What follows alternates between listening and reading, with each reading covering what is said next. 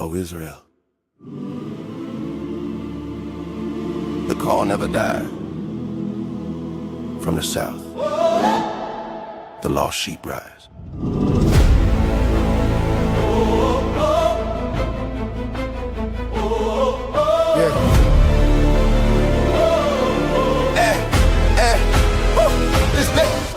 From Mississippi soil where the history haven't changed in the land, but the promise still steady. Names got taken, truth got buried, but the word still breathing, never went missing. Lost sheep scattered, still hear the tone. Shepherd calling, saying bring them home. Not a rumor, not a myth. Ancient bloodline covered in stitch, no crown on head, no throne in sight. But kings still walk when they live upright. Priests in order, hearts in check. Walking the path of like she is a deck. Order of milk, she's a deck. Hey, stand righteous, stand correct. No beginning, no end, we set. Walk in truth, no disrespect. Order of milk, shout is deck. Order of milk, check. Lost sheep found, hearts reset. Lost she found, hearts reset. From Tupelo we represent. From Tupelo we represent. Israel rise. Remember that. Remember that. Not here for hate, not here for noise. Here to rebuild men, women, boys. From prison walls to broken homes. Still hear God's voice through flesh and bone. Teach the law, apply the way. Faith works, lived every day. Not traditions handed down, but ancient paths we walking now. 12 tribes breathing, still intact. Truth don't change, that's fact. Scattered, warned, and gathered again. Written long before the pen. Order of milk, she's a deck. Hey, stand righteous, stand correct.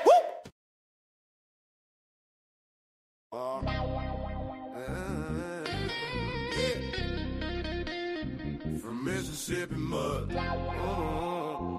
truth don't die, it testify.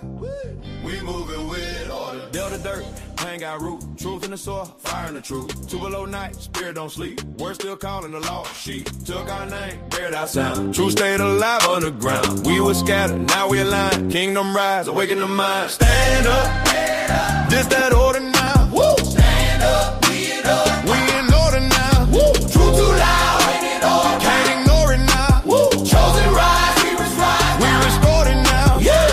Back to basic Tuesday. Oh yeah. Word go deep, no delay. Oh yeah. Wednesday prayer, tap and line. Woo. Seek the most, high on time. Woo. Get your way to Friday grind. Woo. Discipline, align your mind. Woo. Don't just hear, come learn the way. Shabbat class every Saturday. Who we be? Israel. What we on? Discipline. Tuesday. Basic. Wednesday. Prayer. Friday. Level up. Level up. Woo. This ain't religion, this order. Yeah. This ain't religion, no, no, no, no. Yeah, yeah. This ain't religion, no, no, no, no, no, no, no. This ain't religion. This ain't religion. This ain't religion.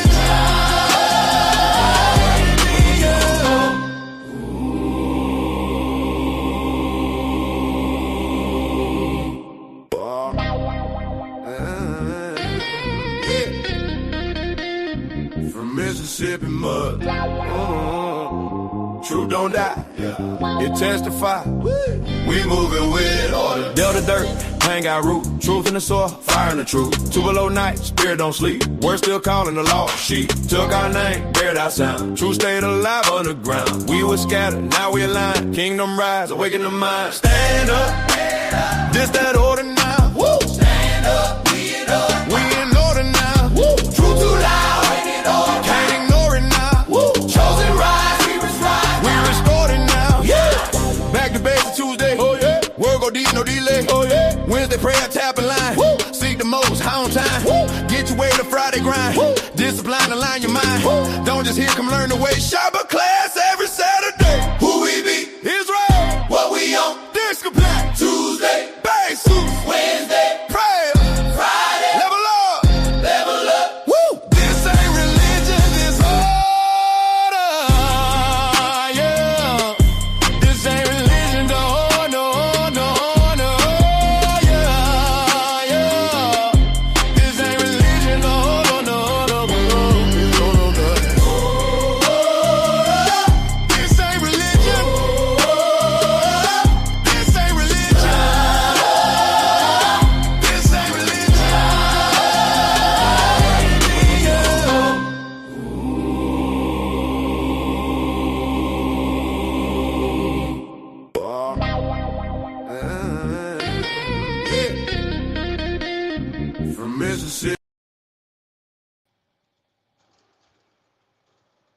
Shalom, shalom, shalom, family. It's your brother, Stephen Israel, in the building. We want to welcome you to our Shabbat slash holy day slash put your weight on it Fridays lesson. Title of the lesson tonight is coming from Job chapter 29 and 30. And the title of the lesson is Let the Life That You Live Speak for You. Let the life that you live speak for you. So, family, welcome to Order Melchizedek, Tupelo, Mississippi. We welcome you in. Come on in. Hit the like button on your way in. If you haven't subscribed, subscribe to the channel. And if you haven't shared any of these lessons with anybody, share the lesson tonight. Grab you something to snack on, get you something to drink, get your notebook, something to write with. More than anything, grab your sword. Get your sword out. Get ready to follow along with us in the scriptures. We got a great lesson prepared for you tonight. I just want to say that we are not a hate group. We don't hate anyone because of their race, their religion, or their gender. We are a Bible-based group.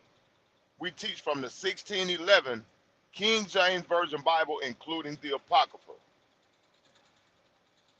We want to just come in giving the Most High all the praise, all the honor, and all the glory. We thank him for his son, Yeshua HaMashiach, who died for the sins of the house of Israel. And we just want to give them the glory for everything that they have done for us throughout this week.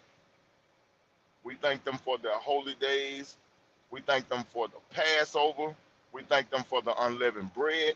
We thank them for allowing us to still have an understanding and a desire to keep the holy days. We pray for shalom during this time. We ask that each and every one of you would just keep the law, statutes, and the commandments of the Most High to the best of your ability. Let's walk this thing out so that we can get the kingdom together. So with that being said, I want to introduce the brothers on the panel tonight.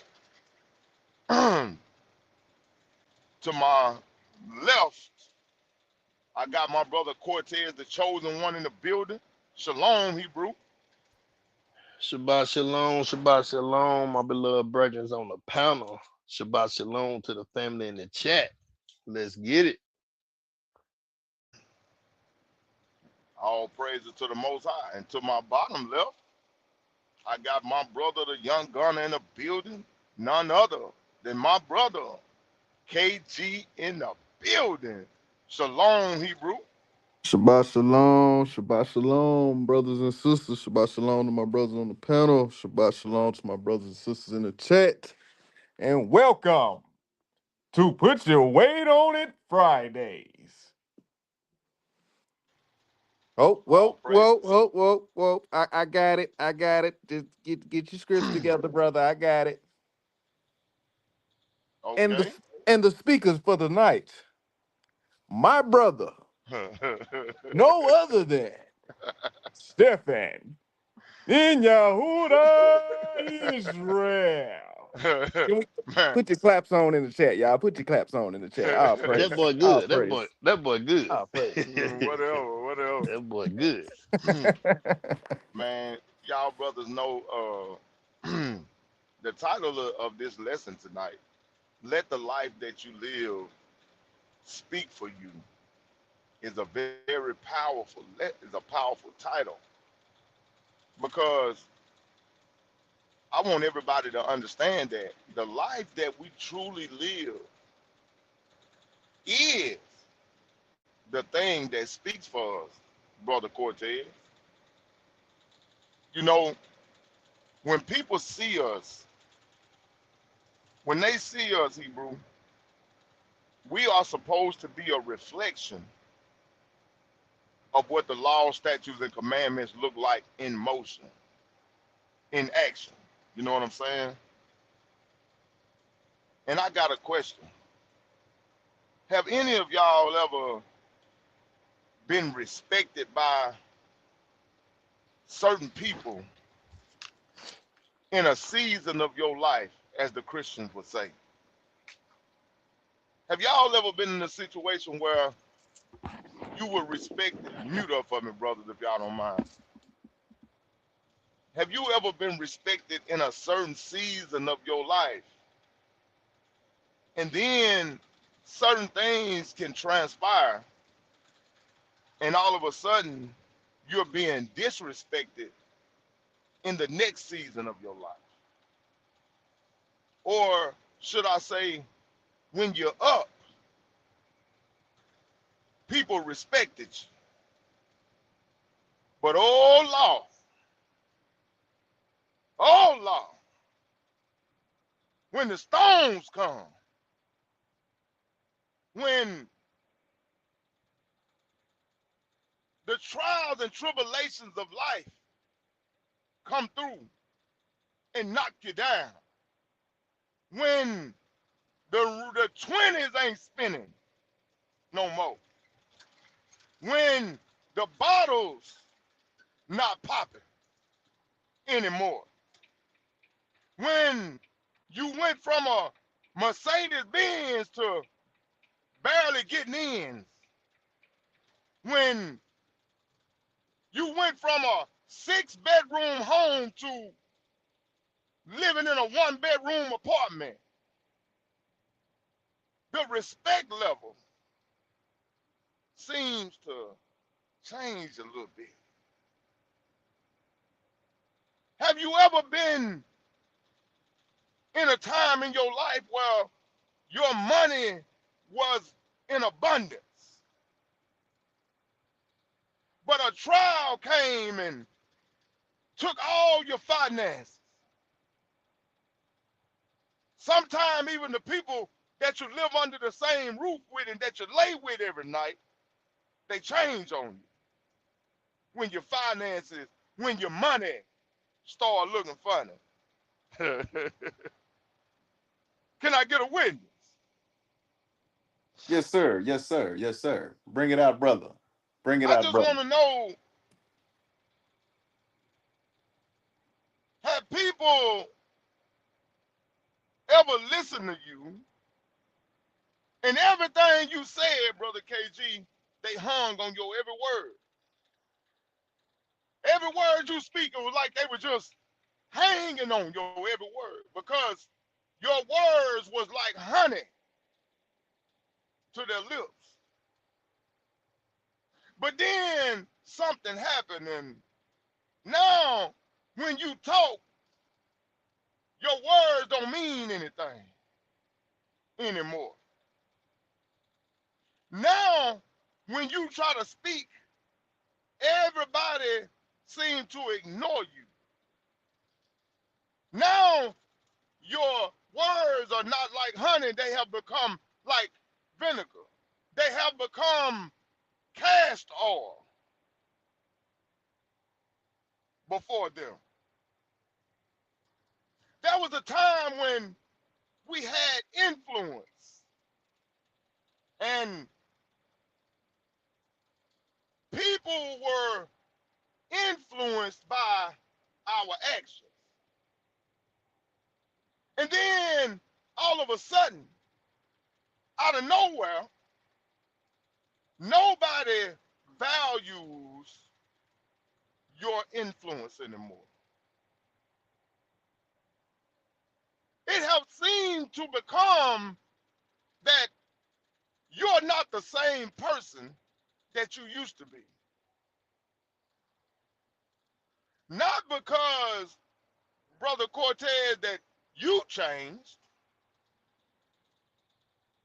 but because your circumstances or your situation have changed. There's been times where you could be with your significant other, And I'll take all of this. Ain't nobody got to bear witness to it. I'm gonna tell the truth tonight. When you had plenty of money and you was fine, you was in your 20s, boy, you had muscles and muscles and money. You had the fast money and the nice cars and boy, you could feel like you could do anything. And they were just so in love with you. But then when things start to go the other way or you get sick, now all of a sudden you ain't so cute. now all of a sudden the respect level go down. We're gonna talk about it tonight. People don't always change. Sometimes it's your position that changes. And it really reveals to us who the people that we are surrounded by really are. Now let me set the scene for you. In Job chapter 29 tonight, we're going to see Job at his highest point. We're going to see when Job was a respected man. When those around him honored Job. And he was very, very influential. And he was blessed of the Most High. I'm reminded of some of these stars and these entertainers and these athletes in the world today. Esau will build them up to the highest of high. Esau will build them up in the eyes of the world as a god. Puff Daddy, Michael Jackson. A lot of our stars or athletes, O.J. Simpson, Muhammad Ali, they built them up to be gods before us. And everybody praised them in that season. But when Esau makes a decision, or when Satan makes a decision that, okay, it's time to tear him down, and your influence is taken away, your finances is taken away, your honor and your respect is taken away. This is what we're going to talk about tonight. We see Job in chapter 30 at his lowest point. He becomes a mockery. All the people that accepted him, now they starting to reject him. And those that thought about him every day, Brother Cortez, now he's a forgotten man. Yes, sir. Once he was vibrant, but now he's broken. And as we look at this tonight, we're going to see that Job doesn't just tell us about what happened to him. He's going to show us in a deeper way through parables that your life speaks even when your lips are not moving. I'm going to say that again. Your life speaks even when your lips are not moving. Now, the same people who used to clap for you will still sit back and watch you fall. You know those friends that hung on your skirt tail when you were soaring like an eagle. Now they sitting back and they laughing at you. So now the question is, when your life changes, what does that say about you? And that's a question for the brothers on the panel as well as the chat. I'm gonna pull a brother KG on y'all tonight. When your life changes, what does that say about you? That's the question that's on the table. When your life changes, what does that say about you? And we're going to get ready to get into the scriptures here in just a minute. Hey, I lead off. Um, it all depends, Hebrew. Like, you ever heard that the saying, don't let your circumstances define you. Oh, So yes, sir. that's the choice that you have to make. You have to make a conscious decision. Are you gonna let what you're going through define you? Because sometimes, man, life will beat the hell out of you and make you want to lay down. But it's up to you to lay down or roll with the punches. And when you got the most high, man, you can get knocked down by 18 wheeler. You gotta have the faith that you're gonna get back up, and you gotta keep going. So it's on you. The ball is in your court. But it's a test all in the same though, Hebrew. That's a good question, man. Good question. So like I definitely agree with Cortez. But I'm gonna take a different angle at it. One thing my father always used to tell me was you'll never know who you really are until you go through adversity. You'll never know who you truthfully are as a person, what's within you as a person, until you go through something that you consider traumatic in your life. And that doesn't just apply for yourself, but that also applies for the things around you. So when you go through something traumatic, it what's the word I'm looking for? It exposes your true character, and it exposes the character of those and the things that your situations around you. Um, and I'll just do a brief testimony on my end, brother Stephen. I'm gonna give it right back to you. Um, before I came into the truth, before the Most High um made it aware to me that I needed to be obedient and start teaching, um, I lived a good life, worldly wise.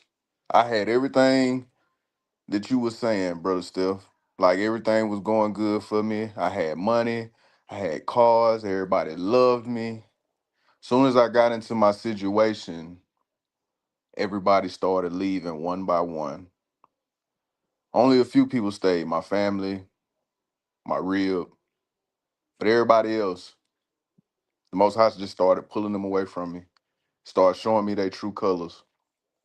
A lot of people thought that, my life was over. A lot of people thought that, this was the end for me.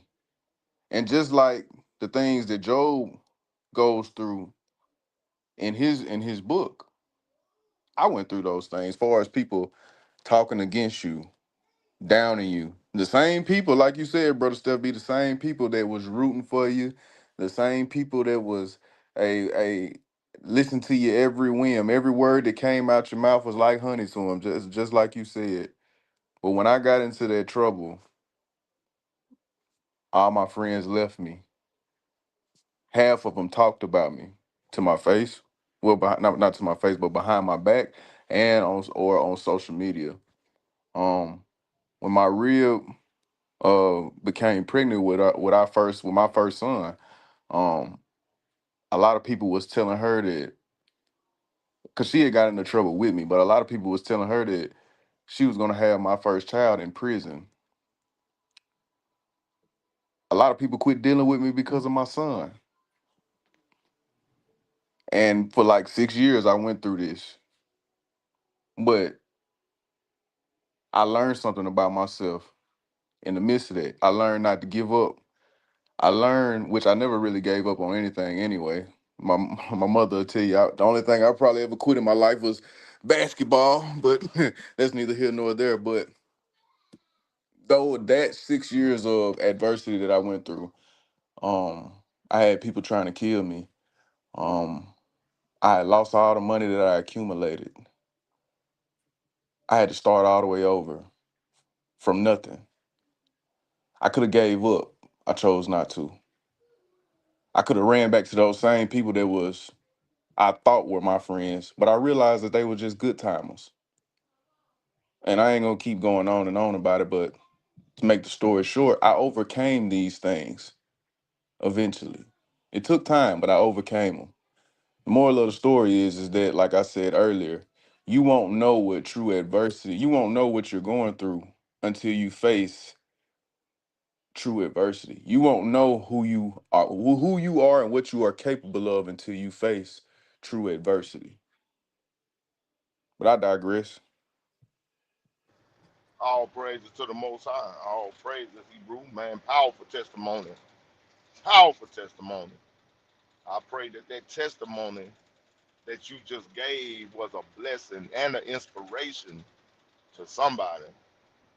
You know, man, but just like Job, the Most High is always there. And he allows certain things to happen. But we're going to talk about it tonight. And we're going to get into it. But if you don't mind, Brother Cortez or KG, either one, let's go into the comments and let's get Eliyahu's scripture that he put in the chat. And let's read some of the responses from some of the family in the chat. And let's talk about that a little bit before we move forward, if y'all brothers don't mind. All right.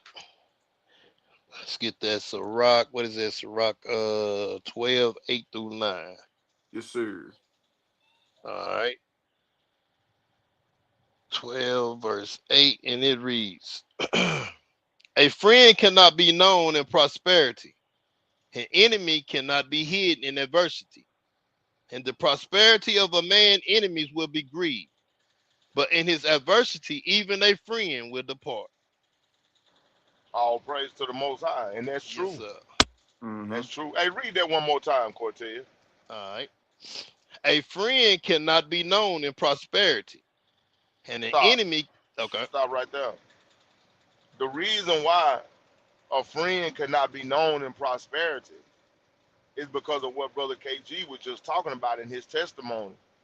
When you're doing good, you can't really measure a person in your life based upon what they do when you're having prosperity.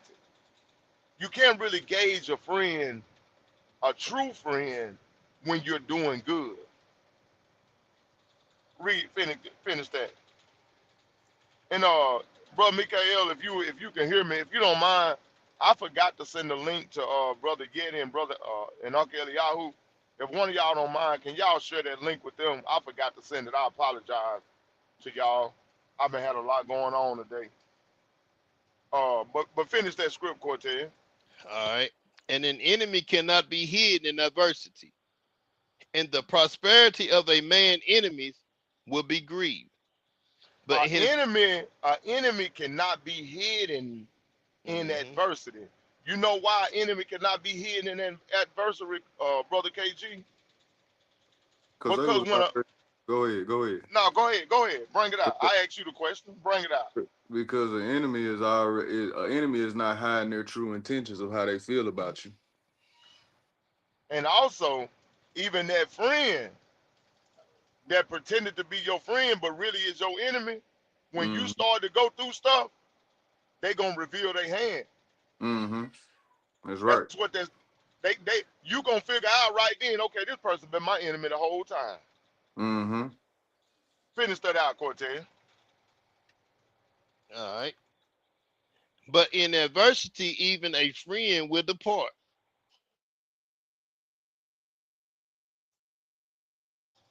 In adversity, even a friend will depart. All praises to the Most High. Uh, And man, what's so beautiful about the God that we serve is when you're doing good, he's there. When you're going through things, he's there. When all your friends walk away, brother KG, Mm-hmm. he's there. And what I want us to understand tonight as we go through this lesson is I want us to see ourselves in this lesson. And I really want to make this personal for each and every one of us tonight. I really want this lesson to be personal. I want this to be a lesson that y'all remember forever. Because some of us in here tonight, we are not the same people that we used to be. Most of us, and I hope all of us, are not the same person that we used to be. And it's not because we've changed. It's because our situation changed. I know if it wasn't for the Lord allowing the pain and the suffering and the losses, the tears, the blood, the sweat, and allowing me to get down to the lowest point that I could ever reach in my life, I would have never changed. People don't always change. Sometimes the Most High allow our positions to change. And when the Most High allow our positions to change, it reveals who we really are. Now we're gonna walk this thing down tonight. Hey, And go ahead. Shabbat Shalom. I'm sorry about that, bro. Before Shabbat you go shalom, to huh? Shabbat Shalom to your brethren, man. Shabbat Shalom to the family. Shabbat Before you shalom. before y'all go too far, I want to stay in that same theme that you got, and then I'm gonna leave it alone. In that same chapter, can somebody jump down to verse 15 and read it out? Because you're gonna go right along with what y'all saying tonight about that friend and everybody in that Sirach. Sirach 12. Start at verse 15 and read it out real quick. Bring it out, Hebrew. Sirach 12 and verse 15, and it reads, "For a while he will abide with thee, but if thou begin to fall, he will not tarry."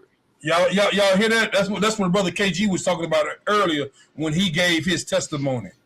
That same friend that we talked about earlier in that Sirach chapter 12, 8, and 9, he'll be there. He'll pretend, he'll act like I'm there for you, brother. I'm going to pray for you, brother. Or if you're in the world, he'll act as if he's just right there. He down. He loyal. You ain't going to find nobody more loyal than me, patting his chest and all that. I'm there. But when you begin to fall, what did he say? When He you will get to not fall, tarry. he will not be there. He won't be there for you. Keep reading. An enemy speaketh sweetly with his lips, but in his heart he imagined how to throw thee into a pit. That same one, when you are on your down end, when you're about to fall, he has become your enemy. He has truly become your enemy. Now, okay, you done slipped up and said something. You done slipped up and did this. It don't matter what it is. He has become your enemy. Come on. All right. Hold on. I lost my spot. Give me a second. All right. All right. An enemy speaketh sweetly with his lips, but in his heart he imagined how to throw thee into a pit. He will weep with his eyes, but if he find an opportunity, he will not be satisfied with blood. You look at that. Even if he would take the blood of yours, he still won't be satisfied. He still won't be satisfied. That spiritual blood, physical blood, or whatever, it still would not satisfy him. He want more and more. That will become your enemy. Keep reading. Salakia. Let me say something on that point. Bring that up. That's a powerful point that you're making, because you have those people that are truly your friends, and sometimes friendships go through struggles, Mm-hmm. and you have disagreements and misunderstandings, but then you have those friends that you can have those with, Eliyahu, and y'all might quit talking for a little while, but when that person is truly your friend, I don't care what y'all know about each other, what y'all have shared with one another, what dirt you know on that person, you never gonna speak on it. Never gonna speak on it. Yes, You sir. never speak on it. But a person that wasn't truly your friend, when you go through that hardship, they gonna spill all the beans on you. All of it. You sure They right, gonna tell Hebrew. everything. That person wasn't Mhm. really your friend anyway. No, sir. They were Right. just gathering intel, waiting on that day to come so they can stab you in the back. Yes, sir. But Keeping go the ahead, folder. Hebrew. Keeping the folder. That's right. All right. Where we at? 17. If adversity come upon thee, thou shalt find him there first. And though he pretend to help thee, yet shall he undermine thee. Look, think about it. That one that's right there each and every time when something bad happened. He ain't never there when nothing good happened. Or you don't know, or something good happened. You don't know that he's cheering for you. He won't cheer for you. But when something adversity and things come down, and he the main one. You can hear about me. She better you than me, man. I feel you. Those type of people are not your friend. Those are not the ones that you need to have around you. The Bible is true, and it tells you who these people are. Keep reading. Read it on there. Hold on, Hebrew. Hold on, Unc. Yes, sir. He's when the adversity comes, it say he's there first. He's the first one there. The reason he's the first one there is because he's gathering intel. Mm. And he gloating in it too. He gloating And in it too. at the same time, he's gloating, laughing, Yeah. watching you go through despair, trial, and tribulation. But he's there to gather intel so he can further the affliction on the back end. And he gonna have that saying. They're gonna come to him. People on the outside looking in. Hey man, what happened to your boy? Hey man, I tried to tell him. He wouldn't listen to me though. Uh-huh. That's You it. know, that's that one. I knew it was gonna happen. Yeah, that's him. I knew it was gonna happen. Right. That's him. Come on. All right, verse 18. He will shake his head and clap his hands and whisper much and change his countenance. Look at it. Look. He'll act as he's also down with you, act like he's what's called. But when that adversity come on upon you, his consonants will change. He all chipper, he good. It didn't happen to me. Then clapped his hand. I told y'all. And he's supposed to make your so-called friend that's supposed to be right there with you. Hey man, anything I can do to help you, man, let me know, man. Man, dang, man. Huh. Dang, I hate that happen to you, man. Dang, man. Hey, but soon as he get out of your sight. Oh, he talking about you. He dogging you out. Them ones that truly your friend, they wouldn't even ask that question. Anything I can do to help you. Matter of fact, they didn't gave. You do have to turn them down. Hey man, no, I'm good. You may be turning them down. No, you don't have to do none of this. They'll come out there, give you the shirt off their back. They give you everything that's truly your friend. You can barely tell. But those that know, they're gonna be the one. They'll ask that question like you said, Stephen. Hey man, anything I can do to help you? Yeah, man. I'm gonna get put out of my house. I need $20. Oh man, I wish I had it. Boy, you caught me at a bad time, man. Right. Man, if you'd have told me last week. Right. That's what I'm saying. Instead of trying to help you go out there and get that $20, that's what they got the bad thing to say. But that's all I had, bro. When y'all was speaking on that, man, it hit me. I said, yeah, I know a good script to bring it on with that. But go ahead. Go on with your lesson. I'm listening in. Man, all praise. I knew this was going to be a great lesson, bro. And I want y'all to feel free to chime in. Even if I have to do another part to it, I will. Because I know this lesson is gonna hit. It's gonna hit everybody tonight. Job is about to show us some stuff, y'all. Job is gonna show us what real righteousness looks like in success. He gonna show us, even when you in success, how righteousness looks when you up, as they say today. He's gonna show you what character looks like even in your suffering. So let's turn to Job chapter 29. We're gonna read verse 1 through 6, and we finna touch some souls tonight with this lesson. We finna uplift some people. We're fixing to give some encouragement tonight. We're gonna give some insight. We're gonna let the scriptures of the Most High bless your soul tonight. And I pray that you got your spiritual ears open and your spiritual eyes. Open your heart to receive the word of the Most High God tonight. Let's go, Hebrew. All right. You said Job When 29. yeah, and this first section is when your Most High's presence was filled. When the presence of the Most High was filled. And what I want us to take away from this is how Job misses the Most High's presence. He misses the Most High's presence more than he misses his possessions that he had. And that's what we're going to deal with in this verse 1 through 6. Let's go, Hebrew. Let's crank All this right. thing up. Job 29 verse 1. And it reads,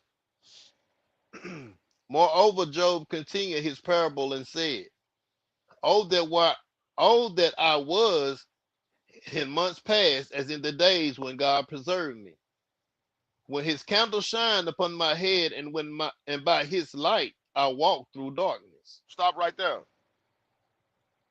He said, by his candle, Mm-hmm. right there in verse 3. Now, let me tell y'all this. What does a candle represent in the scriptures? The The candle light, the represents word. guidance Mm-hmm. from the Most High. That candle represents the favor of the Most High. It represents the Most High giving us direction. That's what that candle and what that light represents. It represents the Most High's leadership. The Most High is ordering your steps. That's what that lamp and that candle is. Go ahead, Hebrew. All right. Verse 4. As I was in the days of my youth, when the secret of God was upon my tabernacle. Now stop. When the secret of Yah was up on my tabernacle. What Job is talking about, Job is saying, man, I remember when my relationship with the Most High was so close. I could feel the Holy Spirit of the Most High with me and up on me at all times. My relationship with the Most High was an intimate relationship. And I can remember Job saying, man, I remember when I had a divine insight with the Most High because he's missing the presence of the Most High. All right, let's go, Hebrew. All right. Verse 5. When the Almighty was yet with me, when my children was about me, when I washed my steps with butter, and the rock poured me out rivers of oil. Stop. Mute up for 1 second. I think, Cortez, I think you got some background noise going on. But can y'all imagine losing all of your children the way that Job did? And what Job is doing right here, family, and I really want us to understand this because Job is reminiscing. Job is saying, man, I remember when I could feel the presence of the Most High with me all the time. I remember when our relationship was so intimate. Whenever I called on him, he was there. When he heard my voice, he moved. He said, oh, I can remember when my children were here with me. That man lost his kids. We we we we lose our minds if we lose one child. This brother lost all of his children. And I know it's days where I wake up and I just want to get in my car and I want to ride and go see my pops, or I want to ride and go visit my aunties and my old elders that I used to love to sit and speak with and talk to. I got a childhood friend that got shot and passed away when he was 9 and 20 years old. I yearn days. I miss my mother. My mother is gone. My grandparents are gone. A lot of my friends are gone. My father is gone. And Job lost all of his children. And he's sitting here and he's reminiscing. Not only are my children gone, but now the Most High presence have left me. Now I can't feel his presence when I call upon him anymore. And I'm telling y'all, I know the feeling of having the presence of the Most High Spirit with me, and I know the feeling of knowing that the Spirit of the Most High God is not with me. And it's a sad day. I don't understand what it feels like to lose a child, and I pray to the Most High that I never have to experience it. But this is where Job is at, y'all. The brother is going through a whole lot of things right now. And he's sharing it with us for our learning.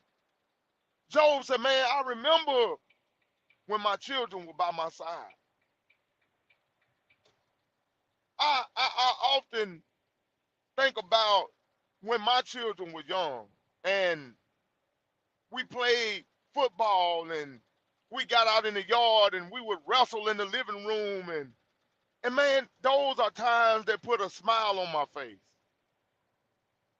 This brother lost that. And he lost the presence of the Most High. Read, Cortez. Hey, What you got? Hebrew. What you got, Eliyahu? Oh, you said like when we going through that type of Oh, that's Mike. Go ahead. Yeah, can you hear me, Hebrew? Yeah, go ahead.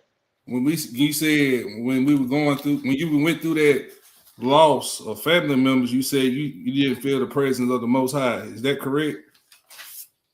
No. No, I said there's been times where I didn't feel the presence of the Most High. Right. But go ahead. So remember, brothers and sisters, remember the prayer of David in Psalm 51. When you, this is why we got to pray like David prayed in Psalms 51 when he confessed his sins and everything, and he went through this loss of his child himself with Bathsheba that he had that first child with. He said in verse 11, 51 and 11, he said, cast me not away from thy presence, and take not thine Holy Spirit from me. This is what we got to pray for when we go through trials of adversity or trials and tribulations or going through that fire of adversity, brothers and sisters. We got to pray to the Most High.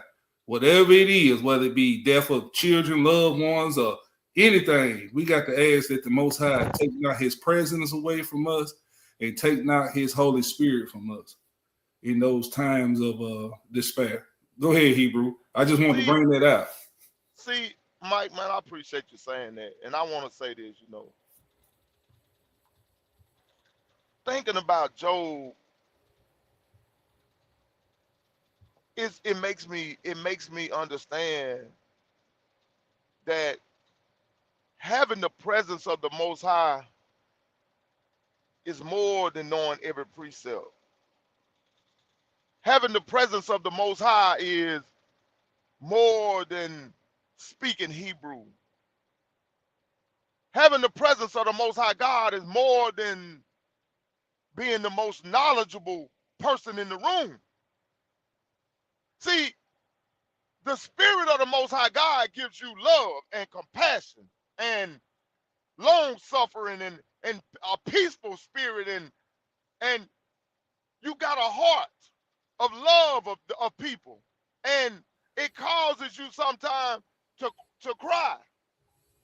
The spirit of the Most High causes you sometimes to mourn and to grieve and to have an understanding of what it is to love people. I may not ever be the most educated. I may not ever be the precept king. But what I do know is I got the love of the Most High God in my heart. And this is what Job is dealing with. And as we go on, y'all gonna understand what I'm saying, because Job's gonna talk about, man, I helped everybody. Y'all saw this that I did. Y'all watched me feed the homeless and take care of the widows. And man, let's get off into it, bro. Let's go. Well, hold on, Hebrew. You said something. You said something. Hold on, Hebrew. You said so. We're going through that, asking the Most High not to take down Holy Spirit from us and don't cast away His presence from us. In verse 12, it says, in Psalms 51, it says, restore unto me the joy of thy salvation and uphold me with thy free spirit. This is what we got to do. This is what Job was doing, bro, basically. Wasn't he restored? Did he uphold the Most High? The joy of thy salvation? Did he have a free spirit after he come through that, having the presence of the Most High with him? Did he not come out of that with a free spirit? You better know it. All right, I yield right there. Go ahead, Elliot. Salakia, I want to add on to that. You know, this go back to what we went over Tuesday. Job went through the full storm.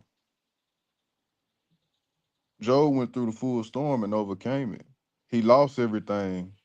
Had to go through what he went through with his family and friends and himself, losing everything that he had. But look what was at the end of the tunnel, like Brother Mikael just brought out. I just wanted to bring that up because it's amazing how the Most High be tying our lessons together, and we don't really just be, we don't really get to talk to each other about our lessons. But it's just amazing how the Most High tie them all together the way He do. All praises. Man, all praise to the Most High. Eliyahu, you about to say something? Yeah. Let me get one. Let me get matter of fact, just two quick scriptures, real quick. Let me get 1 Samuel chapter 3. 1 Samuel chapter 3 and verse 1. 1 Samuel chapter 3 and verse 1. Because 3 and 1. Yes, sir. All right. 1 Samuel chapter 3, verse 1, and it reads, and the child Samuel ministered unto the Lord before Eli. And the word of the Lord was precious in those days. There was no open vision. Now go to Proverbs chapter 29, verse 18. That's what happens when that. And I'm gonna show you another one real quick if I can have time. But see, that's what happened in those days. Even this was when Samuel was a child. Eli is supposed to have been the priest of the Most High. But they said the word of God was precious in those days. That means nobody was getting the word. That's right. Nope. There was no open vision. Nobody could see anything. Nobody could prophesy. Nobody was getting anything. That word was gone from them. It said every man did right in their own eyes. That's right. That's right. And it said there was no open vision. Matter of fact, before you go there, Cortez, before you go there, go to the next chapter in Samuel and jump down to verse chapter 4, jump down to verse 21. I got it, Cortez. Stay where you at. Yeah, stay where you at. Appreciate you that, Brother KG. Get that 21 and 22. In chapter 4, right? In chapter 4. All right, 1 Samuel chapter 4 and verse 21. And she named the child Ichabod. Ichabod. And she named that child Ichabod. Mm-hmm. What do Ichabod mean? Come on. Saying, the glory is departed from Israel. It is gone. The glory is departed from Israel. And when those things happen, There's no vision, there's no insight, there's no prophecy. The glory of the Most High is gone from Israel. Finish reading that out, 21 and 22. All right, verse 21. And she named the child Ichabod, saying, "The glory is departed from Israel, because the ark of God was taken, and because of her father-in-law and her husband." And she said, "The glory is departed from Israel, for the ark of God is taken." So when that glory is gone from you, when that word, because everything in the ark was the word of the Most High. You had the commandments on the outside, and then you had the rest of it in the inside. When that is taken away from you, the glory is gone. You sitting there, you can't think of a scripture. You going through these hard times, and nothing could come to you, just like they did with Saul. Saul fell into that. But let the brother get back to his class. Proverbs, what I told you, 28 and get 19. That other one. Yeah, bring that other one out you had. Yeah, bring it out. Go ahead. When that vision is gone, the vision, I mean, you can't tell anybody anything.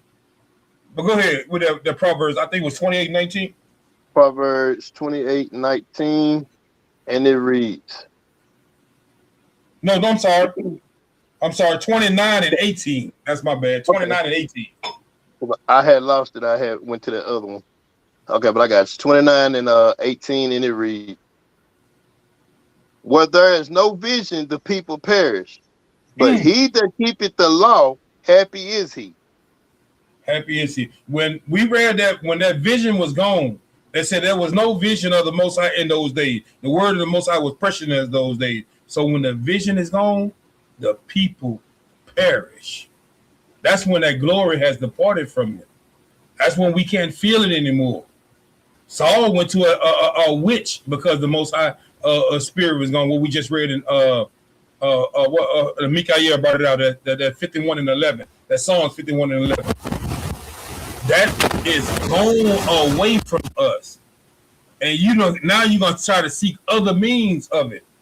That's why you see our people jumping into all these other different religions. But all right, I digress. Go ahead. Would you play it? All right, Cortez, let's pick a bit on Job 29. I think we was at All verse 5, I think. 5 or 6. So, we'll pick it up at 5. We'll start at 5. Job 29 and 5, and it reads, "When the Almighty was yet with me, when my children were about me, when I washed my steps with butter, and the rock poured me out rivers of oil, when I went out to the gate through the city, when I prepared my seat in the street, the young men saw me and hid themselves, and the age verse arose and stood up." What you Stop say, at Hebrew? verse 6. Oh, my Stop at bad, my verse bad, 6. my bad. Salaki. Okay. Now, right there where it says, "I wash my steps with butter," right?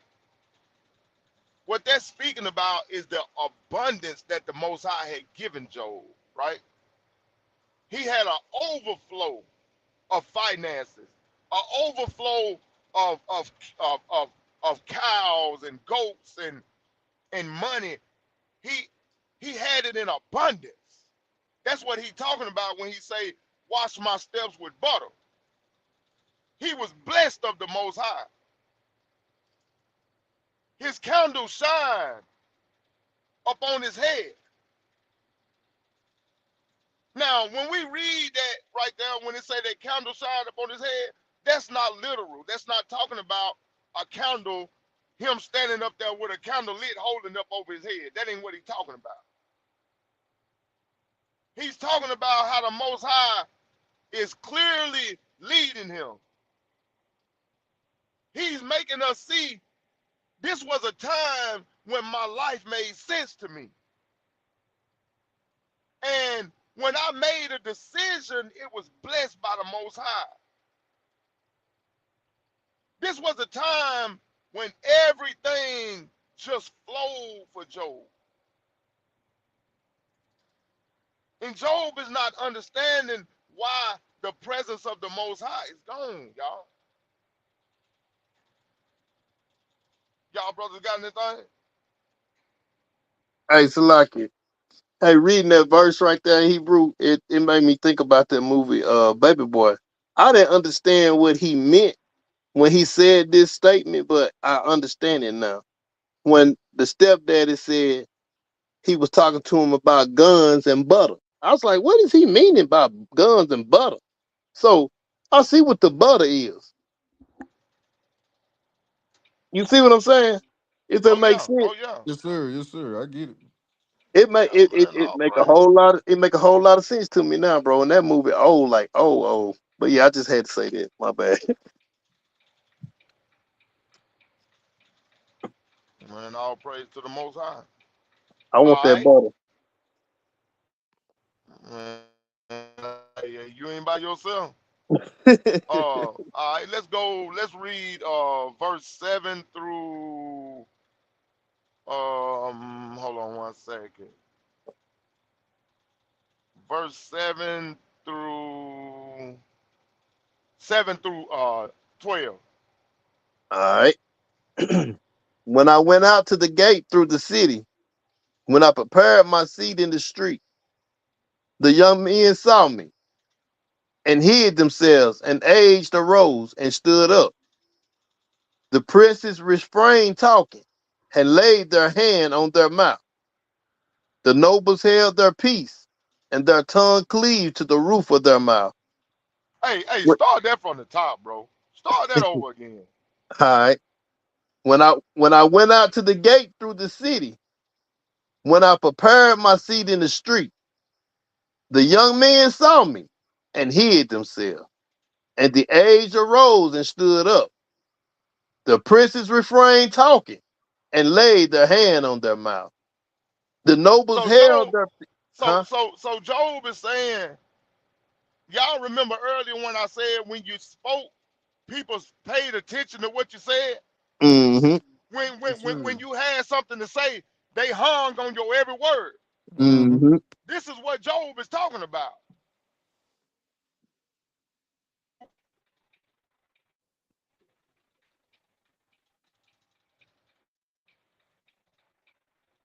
I ain't hear you what you say, Hebrew. Your phone cut out. Go ahead, pick back Oh, up. okay. Go ahead. Okay. All right. The nobles held their peace and their tongue cleaved to the roof of their mouth. When the ear heard me, then it blessed me. And when the eye saw me, it gave witness to me. Because I delivered the poor that cried, and the fatherless, and him that had none to help him. Keep reading, Hebrew. All right. Verse 13. The blessings of him that was ready to perish came upon me, and I caused the widow's heart to sing for joy. I put on righteousness, and it clothed me. My judgment was a robe and a denim. I was eyes to the blind, and feet was I to the lame. I was a father to the poor, and the cause which I knew not I searched out. And I break the jaws of the wicked. Man, let me say this. What? And I break the jaws of the wicked, and pluck the spoil out of his teeth. Then I said, I shall die in my nest, and I shall multiply my days as the sand. My root was spread out by the waters, and the dew lay all night upon my branch. My glory was fresh in me, and my bow was renewed in my hand. Unto me men gave ear, and waited, and kept silence at my counsel. After my words they spake not again, and my speech dropped upon them. And they waited for me as for the rain, and they opened their mouth wide as for the latter rain. If I laughed on them, they believed it not, and the light of my countenance they cast not down. I chose out their way and sat chief, and dwelt as a king in the army, as one that comfort the mourners. All praise. All right, that you stopped at the end of the chapter. Yes, sir. Yep. All right, now let's pick that thing back up right there. All right. There, let's go back to verse 7. I'll Mm-hmm. let you finish reading it because I wanted to get through that chapter. Gotcha. But let's go back up to verse 7. All right. Now, Okay. let's put this in context. When it say that Job was respected in the gates, right? All of us brothers on this panel, we know what the gates are. The gates is leadership. Job was in a position of leadership. He was respected as a leader. He was respected as an elder. Job's voice was one of authority. He was a helper to the poor and to the weak. Job's reputation came from how he lived his life. He didn't go around asking, well, you see what I did for so-and-so the other day? Man, I had to help that nigga. Man, I did this for so-and-so, and he didn't do that. Job let his life, he let his actions speak for his life, for the person that he was, for his character. He wasn't a leader because he could speak well. He wasn't a leader even just because he was an elder. He was a leader because of the life that he lived before the people. People, let's go to Isaiah chapter 1 and let's get verse 17. All right. Isaiah 1 and 17, and it reads, learn to do well, seek judgment, relieve the oppressed, judge the fatherless, plead for the widow. This is what Job was doing. Job lived out a righteous life, y'all. He was one of those that defended the people that couldn't defend themselves. He was the one that would stand up, and he was a leader when he saw mistreatment, when he saw somebody being taken advantage of. Now let me ask y'all a question. And I have made my life hard in a lot of ways because this is the spirit that the Most High put on me even as a child. Bro, I couldn't stand by and watch somebody be mistreated. Even with grown-ups, even with teachers and coaches and supervisors on jobs and stuff like that, bro, that's been a stumbling block for me in certain ways. Because that spirit was in me that the Most High gave me to have that spirit, but it wasn't cultivated at first. And I had to learn how to use that spirit the right way. Because I used to would just blurt stuff out and I wasn't wise with it. But because I had that compassion for people in my heart, when something happened, I would say something, and it would cause me my job, or it would cause me to get sent to the principal office, or cause me to be into it with this person, or disliked by that person. But Job used that spirit that the Most High put on him wisely. And I know most of us Israelite brothers that's in the truth, that truly have the spirit of the Most High God on us, we operate like that. We not fixing and we not fixing to stand by and watch you mistreat nobody.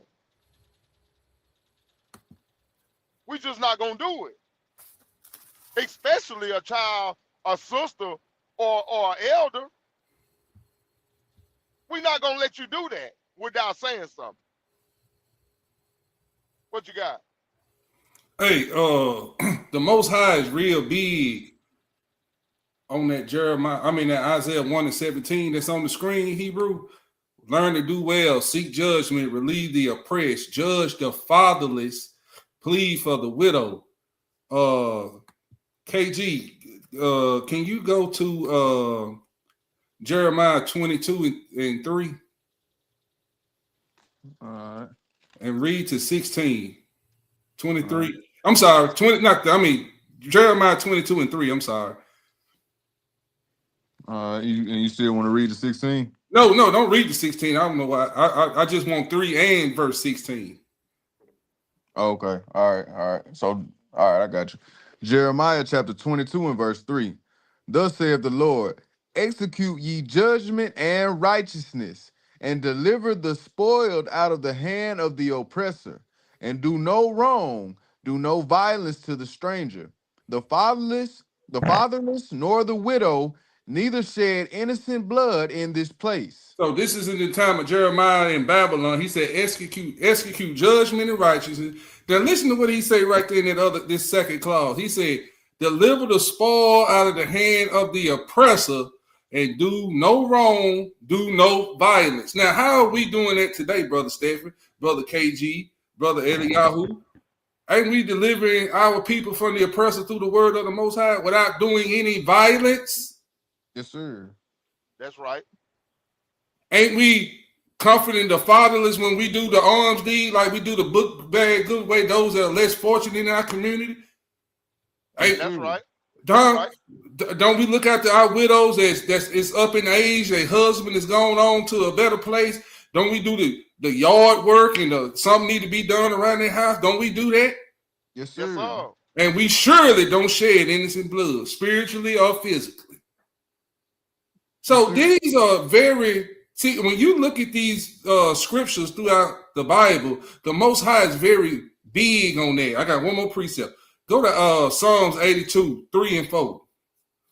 Well, 1 through 4, 2 through 4.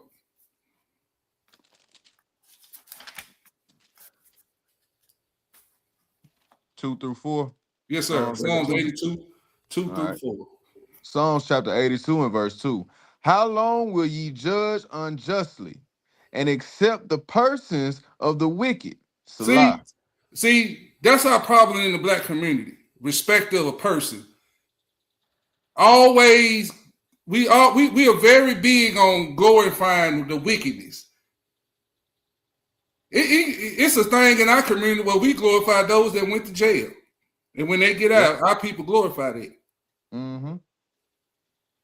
Read that again, and I'm going to stop to read down to 4. Psalms chapter 82 and verse 2. How long will ye judge unjustly and accept the persons of the wicked? Selah. Defend the poor and the fatherless. Do justice to the afflicted and needy. Deliver the poor and needy. Rid them out of the hand of the wicked. Rid them out of the hand of the wicked. Did not Job say he break the teeth of the wicked? This is what we need to be on right now, brothers and sisters, because you see what's going on in our community. Brothers and sisters, we got to get, this is a big thing with the Most High. And I yield right there, Hebrew. Hey, let's get Sirach chapter 4, and we're going to read verse 9 and 10. Sirach chapter 4? Yes, sir. Yeah. I'm getting it on the screen. Sirach chapter 4, verse 9 and 10. Bring it out, bro. All right. You got a KG? You want me to Nah, get? go ahead. Go ahead. All right. Ecclesiasticus 4 and 9. It reads, deliver him that suffered wrong from the hand of the oppressor, and be not faint-hearted when thou sittest in judgment. Be as a father unto the fatherless, and instead of a husband unto the mother. So shalt thou be as the son of the Most High, and he shall love thee more than thy mother does. See that? Now, isn't this the type of lifestyle that Job was defending himself about? This is how Job was living his life. Mm-hmm. This matches exactly what Job was, how he was living his life. He was a protector and a provider, not only for his own house. And see, in Israel, this is what we do, right? We'll take care of our household. And then when we take care of our household, and maybe our grandkids, maybe, Not all, but most. Once we do that, we don't really care about nobody else. And that's not biblical. See, we got to stop glorifying mediocrity or mediocrity. We got to stop glorifying just because you know precepts and you can do this and that. You're lifted up. No, you gotta fit all the criteria. Cause one thing about me, I might be an old country, uneducated, however you want to call me. But one thing I do know is I got the spirit of the Most High God upon me, and I do know that I live like this. Now, am I blameless and perfect? No, I'm not. But I operate like this. Can I precept every scripture in the Bible? I sure can't. I'll Google something in a minute. But I live like this. I live like this. I live like this right here. Yes, sir. Now, our reputation should come from how we treat people and not what we say out of our mouth. Our reputation should come how we treat people and not what comes out of our mouth. Now, moving on down to 29, verse 18. Ho, Verse Hebrew. 18, where it Salaki. talks about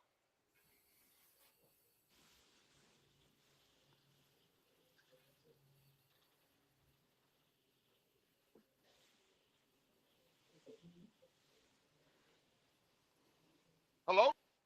Yeah. Yeah, can you hear me, Hebrew? What you got? Oh, real fast, Hebrew. So you know, back on that Jeremiah 1:17, this is my last point. Reason the Most High is real big on that, because this is what's among us, because he said the poor be amongst you always, right? So, brothers and sisters, in the chat, this is what we need to understand according to the Bible, what pure religion is. And brother KG, read me James 1:27, real quick. So I can give it back to bro. All right. You said James 1:27. Yes, sir. Almost done. James chapter 1 and verse 27. Pure religion and undefiled before God and the Father is this, to visit the fatherless and widows in their affliction, and to keep himself unspotted from the world. See, that's pure religion. That's real religion. That's that religion that we supposed to live right here, brothers and sisters. Is to visit the fathers and the widows in their affliction and to keep ourselves unspotted from the world. And I yield right there, bro. Go ahead. I'm sorry. I just had to bring that out. All praise it. All right, let's pick that back 29 and 18. We're gonna read down to verse 20.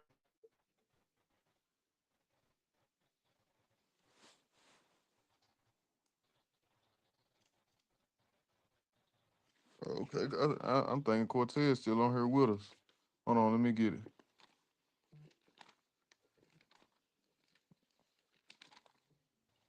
I ain't realized that he had fell out. Give me 1 second still. Okay, there you go. You good? Job chapter 29. We're gonna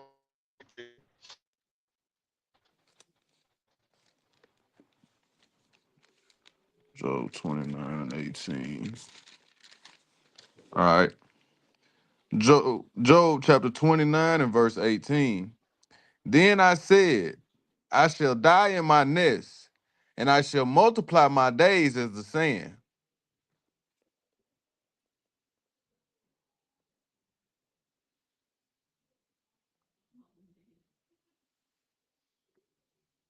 I think Brother Stephen fell out now. Can y'all hear me, Bruce? Yeah, I can hear you, Hebrew. Yep. He wanted that. He wanted Job 29 and 18, right? I think so, bro. Yes, Because sir. Yes, I sir. got That's what knocked he out. said. That's what he said. Okay. He should be back here in a second then. He must hit a bad spot. Probably did. Yeah, there There you you go, go. right there.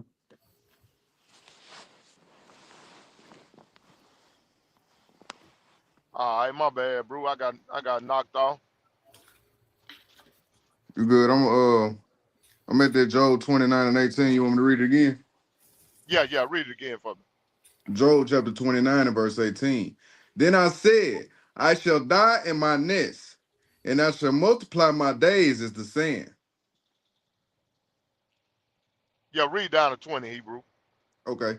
Verse 19. My root was spread out by the waters, and the dew lay all night upon my branch. My glory was fresh in me, and my bow was renewed in my hand. So Job is explaining to us how prosperous his life was at this time, right? He's helping us to understand what it was like when he felt secure and when his life had stability. Job believed that his life would continue in peace forever.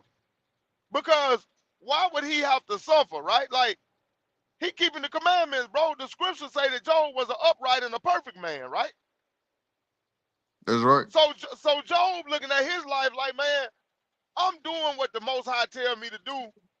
My life is gonna be peaceful. Because what do we expect when we doing right? When we living right, what do we expect, whether we admit it or not? But man, when we living right, we don't expect to have to go through trials and tribulations for real. We expect things to go our way. We do. And this is the way that Job was feeling. That's what he's talking about, Hebrew. Mm-hmm. He thought that he would always have the type of influence in the community that he had. He never would have thought that his influence would end. He felt like his prestige and his respect level and his influence and his finances would never take a hit because he was a righteous man. Job felt like his future with the Most High was secure, KG. Man, I Sure. know I got a relationship with the Most High. I know I keep the commandments. He have always answered my prayers. He have always took care of my children. He have Mm-hmm. always given me influence. He have always given me respect from people. He have always blessed me financially. I got everything that I need. And in the community, I got a lifestyle. People know that I live this way. So I don't have to worry about this being taken away from me. Let's go to Psalms chapter 1 and let's read verse 1 through 3.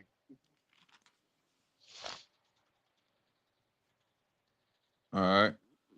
Psalms chapter 1 and verse 1.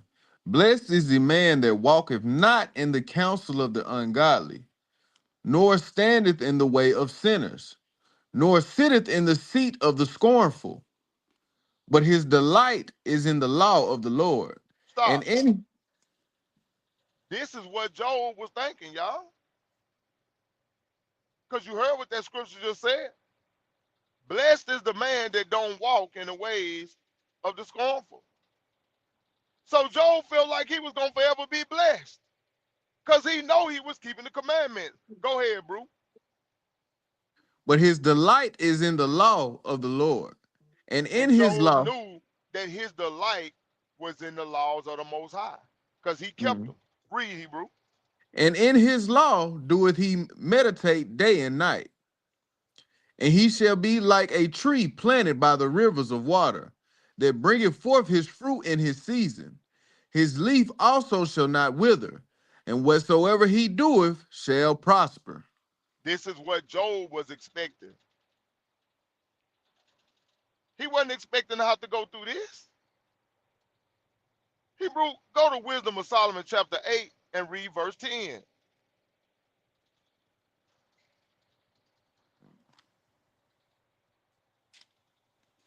How much time we got? You got 35, Okay, my friend. okay. Wisdom of Solomon, chapter 8 and verse 10. For her sake I shall have estimation among the multitude, and honor with the elders, though I be young. So wisdom brings influence, and it also brings respect. This is what Job was experiencing. See, sometimes, sometimes, um, it feels like certain things in our lives are gonna last forever until they don't. Until they don't. Mm-hmm. This is what Job is dealing with, bro. Give me Ecclesiastes chapter 7 and read verse 14. Hey, y'all write these down. These some hard precepts right here. You got it, KG. Yeah, you hey, get it out to this one right here. All right, go ahead, go ahead. The next one is Eccle- gonna be Deuteronomy chapter 8, 17, and 18. All right. You ready, bro? Bring it out. Ecclesiastes chapter 7 and verse 14. In the day of prosperity, be joyful, but in the day of adversity, consider God also have set thee one over against the other, to the end that man should find nothing after him. So when we look at this and you contrast this chapter 29, where Job is going through his season of prosperity, and then you get to chapter 30 and he's going through adversity. This lines up with that scripture in Ecclesiastes chapter 7 and verse 14, Hebrew. Yes, That sir. shows that the word of the Most High God always stands true. Bring out that Deuteronomy, Cortez. All right. KG, you give me Sirach 5 and 1. All right.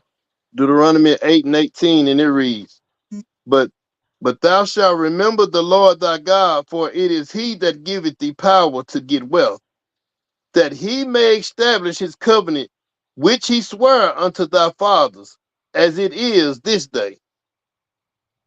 So Job didn't trust his riches. He always had his trust in the Most High.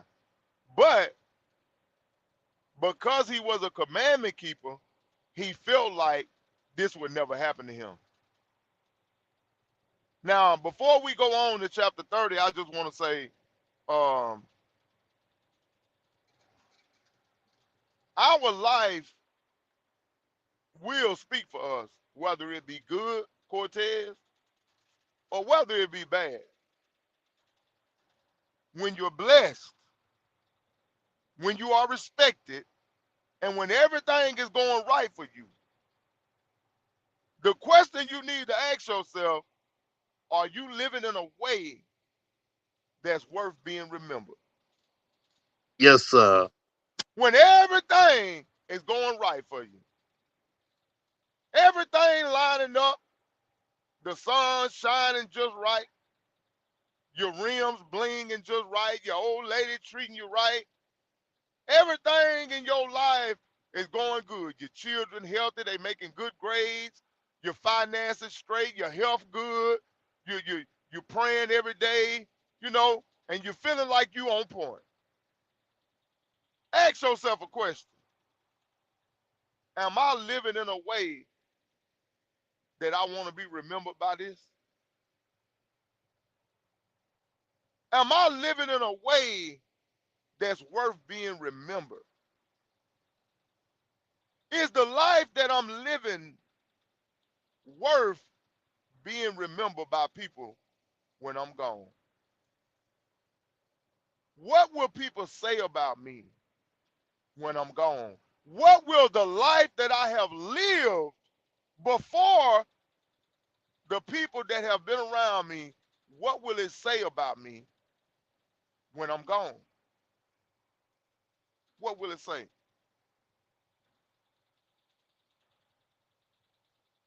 Y'all brothers got anything on that before we move on to chapter 30? You still want that Sirach 5 and 1? Yeah, bring it out. My bad. Sirach, nah, you good. Sirach chapter 5 and verse 1. Set not thy heart upon thy goods, and say not, I have enough for my life. Mm-hmm. All praise to the Most High. You can't do that, man, because you never know what might come up. Now, Mhm. as we go into this chapter 30, Job, there's fixing to be a shift, right? And Mhm. you gonna notice the shift in verse 1. Because Job finna come out the door swinging. All right, let's pick that thing up in Job chapter 30, and we're gonna read 1 through 8. All right. Job chapter 30 and verse 1. But now they that are younger than I have me in derision, whose fathers I would have disdained to have set with the dogs of my flock. Yea, whereto might the strength of their hands profit me, in whom old age was perished? For want and famine they were solitary, fleeing into the wilderness, in former time desolate and waste, who cut up mallows by the bushes, and juniper roots for their meat. They were driven forth from among men. They cried after them they cried after them as after a thief, to dwell in the cliffs of the valleys, in caves of the earth, and in the rocks. Among the bushes they brayed, under the nettles they were gathered together. They were children of fools, yea, children of base men. They were viler than the earth. All praises to the Most High. All praises. Now, you see, Job came out swinging, brother KG. Yes, Job sir. said, He was popping it for a second. Job said, man, what? Job said, wait a minute now. Y'all talking to me? Y'all talking about me? Man, I remember there was a time when I would, y'all, wait a minute, young never. Mhm. That was time when I wouldn't even let your daddy sit with the dogs on my flock. Young got out. Oldie, no. Young whippersnapper. When your life speaks, but nobody is listening, KG. Mhm. When you living your life the right way and your life speaking, find out. But nobody is listening to what your life is saying.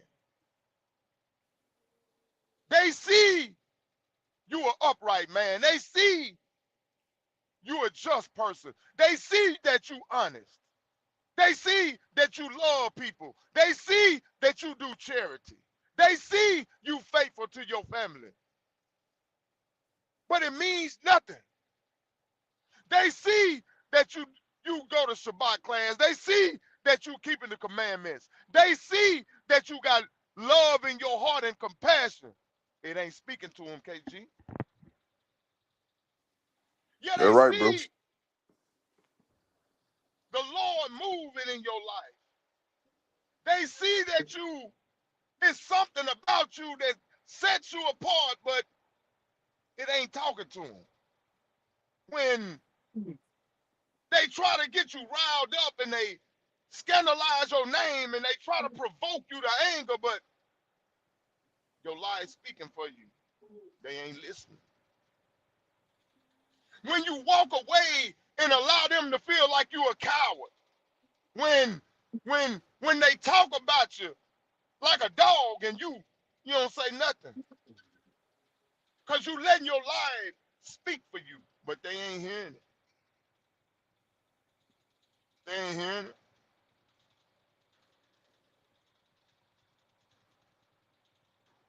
This kind of reminds. Mockery. Go ahead. Like, Go ahead. this kind of remind me, and this is just a small example, but brothers and sisters, y'all remember having the candy lady in the neighborhood, or the drink man in the neighborhood. You know, you can go get the 25-cent quarters, or the 25-cent pops, or the 56 Yes. cent candy. All right, you know, when we was younger, we would always say, "Ooh, let's go get a drink from the candy lady and the pop man." But as we got older, they just became regular people. When other people came into the neighborhood, they just became regular people. This is kind of what this reminds me of, because he was speaking to. Let's go back. Where was we at when he said that Verse 1. verse 1? But now that they are younger, that I have Salakia. But now that they are younger, then I have me in derision. Whose fathers? See, we knew who the candy lady was. We knew who the drink man was. But our kids may not look at them as the same. They don't have the same respect for them because they don't understand it. And this, like I said, this is just a small example, but this is what it just reminded me of. Go ahead, bro. Now they that are younger than me have me Mm-hmm. in derision. Meaning people that are beneath me. Mm-hmm. People that are not on my level. You ain't on my level. You're not spiritually on my level. You're not financially on my level. You're not wisdom wise on my level, understanding wise on my level. You're not on my level, but you got me in derision. People who once wouldn't even consider themselves Job's equal now have him in derision. Now they talking about him. Now they laughing at him. Now they giving him ridicule. Derision is a word that means mockery or laughing at someone's pain. Job said, viler than the earth. You, you, you was a social outcast. You were rejected by people. But now you have me in derision. Solitary and desolate. People that are disconnected from society. Mm-hmm. That's who you are. But now you got me in derision. Job described these men as being broken, and he used the word rejected and of low status. And now y'all feel powerful because I'm down. Huh? People who feel small will try to make you feel smaller than they are. When you fall, people who felt like they were beneath you before, Cortez, now they feel like they your equal. Oh yeah, now he down on my level. Right. Make it Mm-hmm. plain, Hebrew. Or Uh-oh. maybe even feel like they above you. Job says, I am their song. Huh. I am their song. My name is in their mouth. Oh, hey, Go ahead, bro. hey, Hebrew. What you quoting here? What Job is saying here is written in the Wisdom of Solomon 5. Bring it out. All right. You said derision, right? That's right. All right. Now, ain't Job a righteous and upright man? He was perfect, just, right? Mm-hmm. All right. Watch this. Then shall this is Wisdom of Solomon 5, family, starting at verse 1. Then shall the righteous man stand in great boldness before the face of such as have afflicted him and made no account of his labors. Ain't that what Job going through, what you reading right there in that Job 30? Yes, sir. When they see it, they shall be troubled with fear. It shall be amazed at the strangeness of his salvation, so far beyond all they that they look for. And they repenting and groaning for anguish of spirit shall say within themselves, this was he, talking about Job, you and me, but we using Job as the example. This was Job, who we had sometimes in derision and a proverb and a reproach. When they name and when they mocking Job, He said, now I am their byword, is what he said. see there? This was he whom we had sometimes in derision and a proverb and a reproach. We fools account of his life madness and his end to be without honor. I yield right there, Hebrew. I was just saying, when you was breaking that down, that Wisdom of Solomon 5 came to mind. All praise to the Most High. All praise. Job said, I am their song, and I have become their byword, meaning he has become a joke to him. And he have become like a story, something that people talk about. I want to look at this word, byword, for example. A byword is used negatively, and don't end up like this right here, is what they saying. Abhor means a deep hatred for somebody. And to spit in my face is to ultimately disrespect me in the worst way possible. I am their song. People are entertaining themselves with Job's pain. They're entertaining themselves with his suffering. They have become content watching him go through this. Now, people will turn your struggle into their conversation in 2026. When you start going through, oh man, you heard, boy, y'all heard about what happened to Brother Stephen? Man, what you talking about? Oh man, boy, they say he doing bad, man. Man, they say he dying in the hospital, man. They done gave up on him. Man, yeah. That come from all. You remember how he used to do? Man, we run around and doing. You have become a song to them. Your suffering has become their entertainment in the world. Some of these people don't just watch your downfall, they talk about it.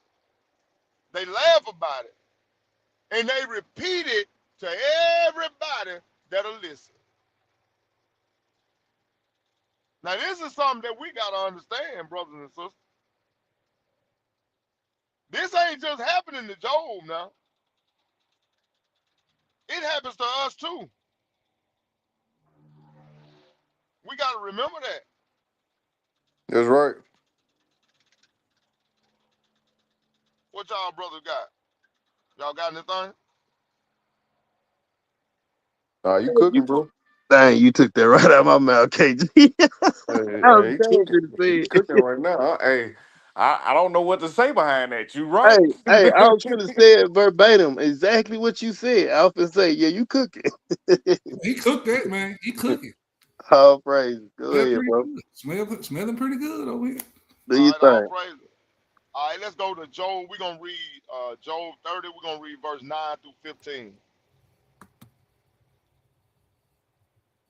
Job 30, verse 9, and it reads, And now am I their song, yea, I am their byword.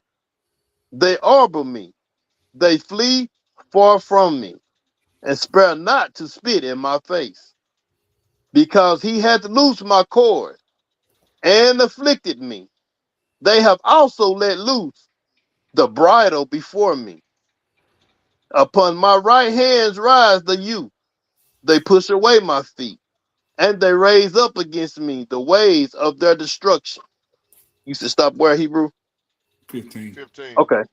The mare may pass, the more may pass, they set forward my calamity.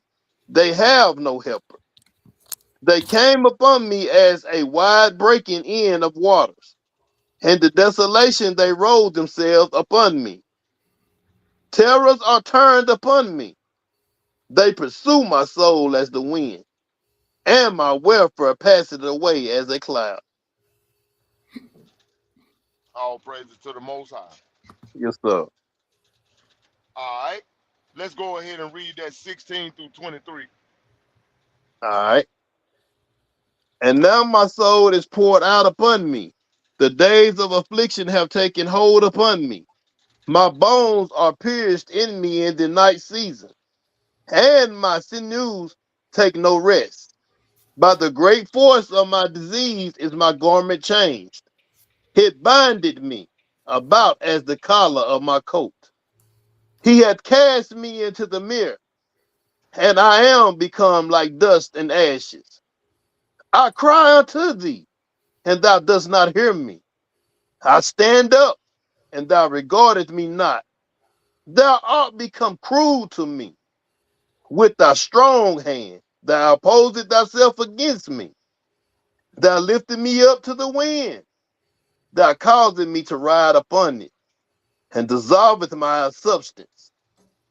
For I know that thou would bring me to death, and to the house appointed for all living. What verse you at? I just ended 23, my bad. All right. That's where I want you to stop at. Okay, I'll praise. Now, this is what Job was talking about when Most High doesn't respond, right? Now, Job shifts from the people to the Most High God. Job said, I cry unto thee, and thou doest not hear me. Now, this to me, when I studied this, was the deepest part of this chapter because Job said, I poured out my soul, meaning he exhausted himself before the Most High and he cried out in anguish. He said, my bones are pierced in the night. He was going through a pain that never eased up. I don't know if somebody have ever felt a pain that never stops. I can remember when I tore my ACL in my knee. Now you talking about a pain that don't let up. It just continuously hurt all the time. Job said, thou doest not hear me, Lord. He was feeling like the Most High was ignoring him. He haven't experienced this before. And some people may take this and say, well, it sounds like Job losing faith. But he's not. Because real faith is not pretending to the Most High, like, Lord, I'm hurting, but I'm okay. Oh, Lord, I know I'm going through, Lord, but all praises, I'm all right. Job said, no, Father God, I ain't all right. I'm in pain. And I'm crying out to you, and you're not answering me. You ain't never did this to me before, Lord. What's going on? Real faith is staying with the Most High when you're not okay. The hardest thing about a trial is not the pain, it's praying to the Most High and hearing nothing coming back. It seems like life just not making sense anymore because you did all of these different things right, and the Most High just done went quiet on you. All right, Hebrew. Let's pick it up at verse 24 through 31.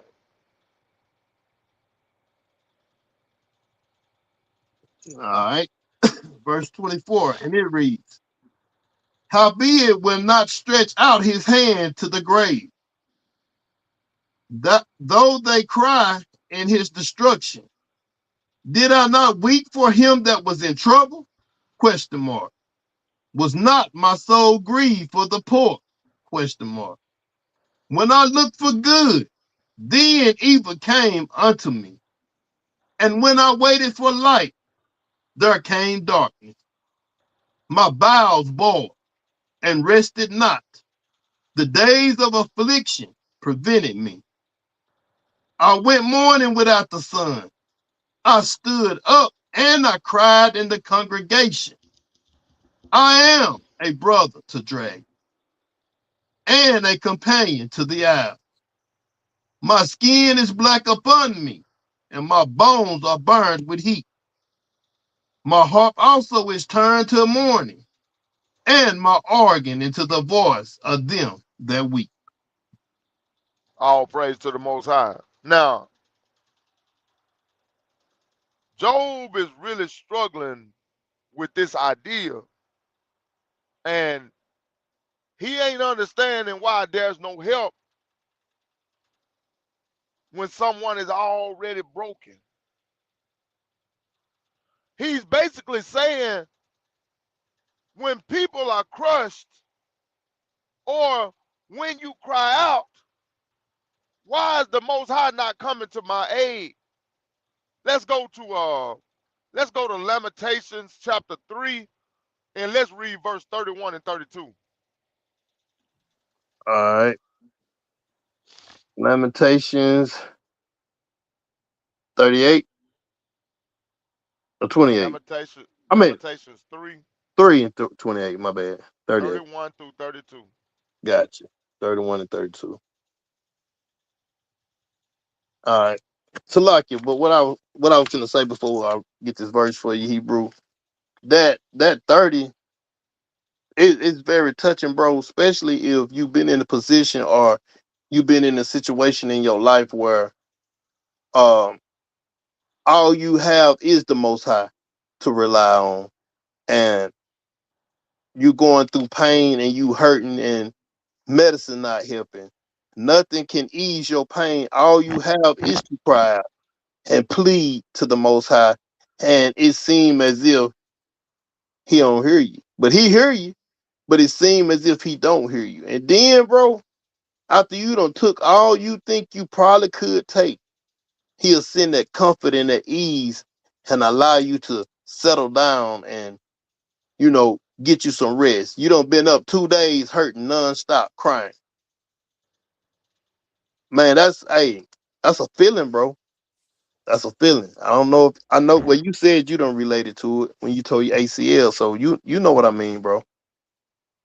Yeah, but But I know that the pain that you deal with is something far different than most of us have ever had to experience, Hebrew. man, can I be honest with my brothers, man, and the Go ahead. family, bro? If it honestly, I'll be lying if I sit here and said that the pain has never in a point in my life have wanted me to take my life, but the love for the Most High and me knowing what's rewarded for that is what kept me from doing that.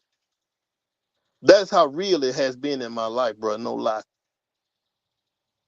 But thank God that I'm in the truth. And I know, that was the trickery of Hashatan. That cloven footed bastard, bro. When he got you on the ropes and you hurting and you crying out and he telling you, man, he ain't studying you, he ain't hearing you. He can ease this pain whenever he want to. He ain't real. Just that old type of stuff I used to experience, bro, at the age of 13. Think about wrestling with those thoughts and you still, all you got is to hold on what your mama don't taught you, and that's trust him. That's all my That's mama used right. to tell me. Trust him, son. You gotta trust him. Don't let go. But Mm-hmm. anyway, I got you, bro. Lamentations 3 and 31, right? Yeah, 31 and 32. Okay, all right. For the Lord will not cast off forever, but though he cause grief, yet will he have compassion according to the multitude of his mercies. For he does not afflict willingly, nor grieve the children of men, to crush under his feet all the prisoners of the earth. That's 34. All praise to the Most High. Yes, sir. It say, for the Lord would not cast off forever. Mm-hmm. You know, even when it feels like the Most High is not helping us, y'all, his silence to us is not a permanent thing. He's just allowing us to go through this trial. He's allowing us to feel this pain for a reason. Right. Hebrew, go to Psalms 88 and read verse 14. Psalms 88 and KG, if you don't mind, KG, give me Sirach chapter 2 and verse 10. Psalms 88 and 14 it reads, Lord, why castest thou off my soul? Question mark. Why hidest thou thy face from me? Man. Whew. Hey, can I read 15, bro? Yeah, yeah, you can read it. Okay. I am afflicted and ready to die from my youth up. While I suffer thy terrors, I am distracted. Man, hey, you can get distracted, man. Gotta be All like praise. what he tell who was that was walking on the water. He told him he took his eye off him. That's why he fell. But he had kept his eye on him, Peter. he would have been good. Peter, yeah. All praise. All right, Oh, KG, you got that Sirach for me? 2 and Yes, 10? sir. Yes, sir. All right, bring it out. Sirach chapter 2 and verse 10. Look at the generations of old and see, did ever any trust in the Lord and was confounded? Or did any abide in his fear and was forsaken? Or whom did he ever despise that called upon him? All praise to the Most High. So we got to remember that, man. The Most High, he's always there. He's always there for his children. He's always there for those that keep his law, statutes, and commandments. Even if he don't answer at that time, it doesn't mean that he's not there. Um, and then in verse 25 it said, "Did not I weep for him that was in trouble?" This is Job. Job said, "Did I not weep for those that was in trouble, Father God?" He having a conversation with the Most High. Job saying, "Father, did I not weep? Did my life not speak for me, Father? How I have lived, Lord, does it not speak for me?" He's saying, "Father, I showed compassion. So why am I not receiving compassion? I showed it to others, Father Yah. Why am I not receiving it?" Give me Psalms 35, Hebrew, and read 13 and 14. Salaki, before you get there, Bruce, you mind if I say something real quick? Yeah, go ahead.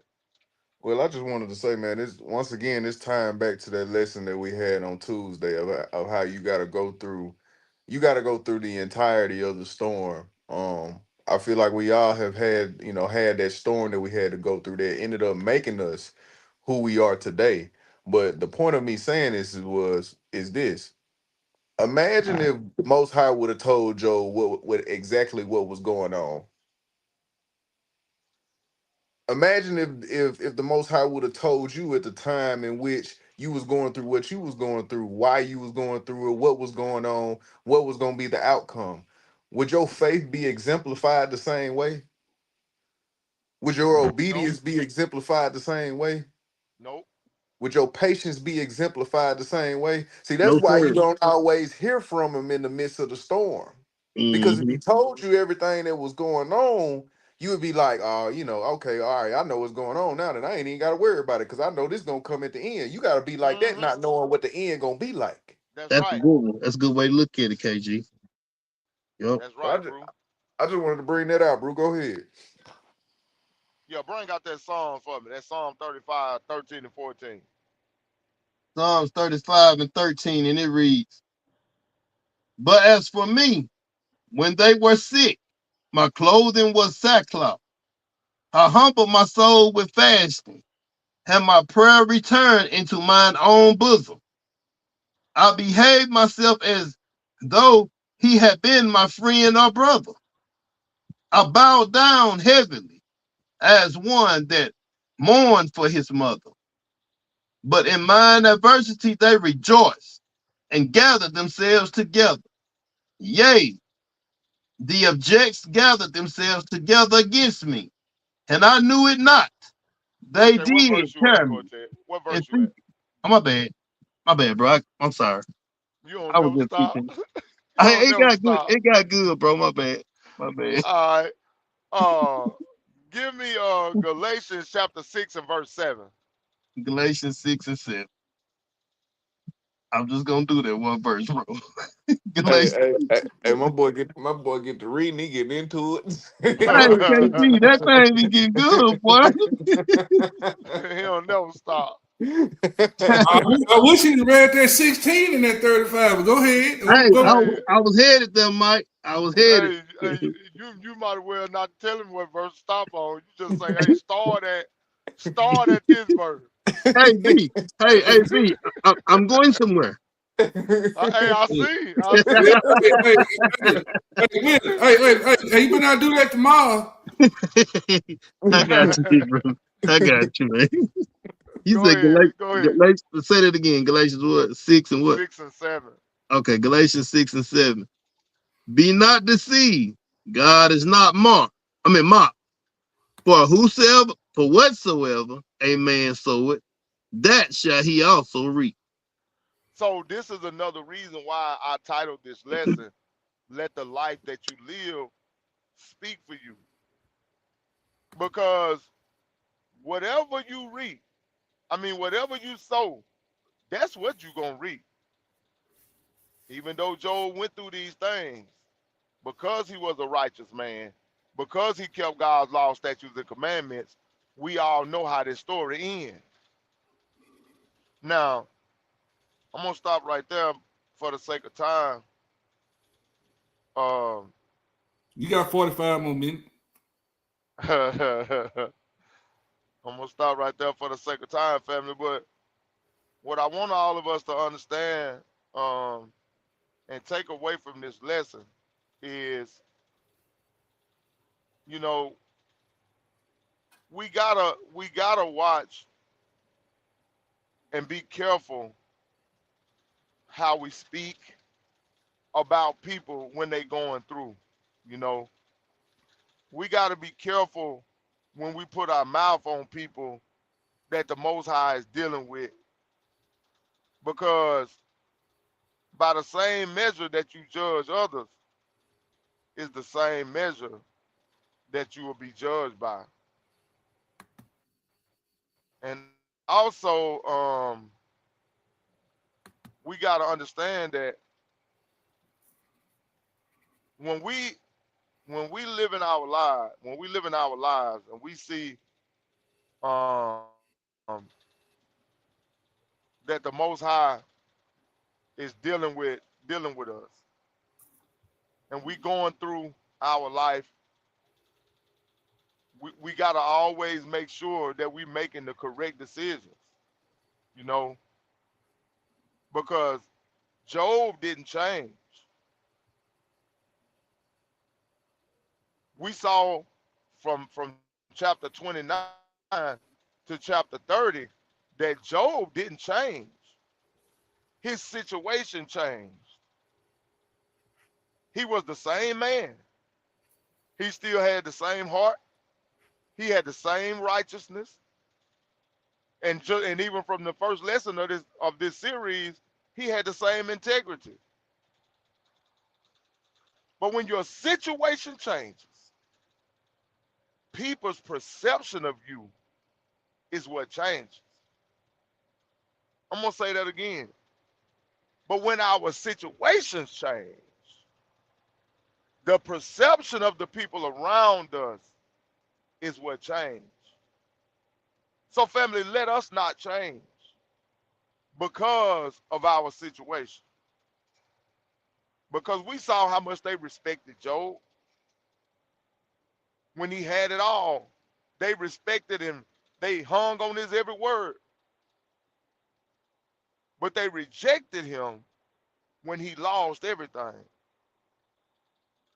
Because some people don't honor you because you're a righteous person. They honor results. They honor worldly possessions. People will celebrate your success and then turn around and disappear when you start going through your struggle. But the story of Job teaches us something very powerful, family. Your life should speak for you, even when your mouth is not moving. If everything was taken from us, would our life still say that we belong to the Most High God? Because at the end of the day,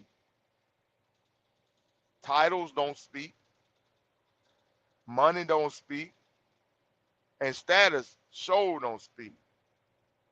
But your life screams at the top of his lungs. And that's the end of my lesson.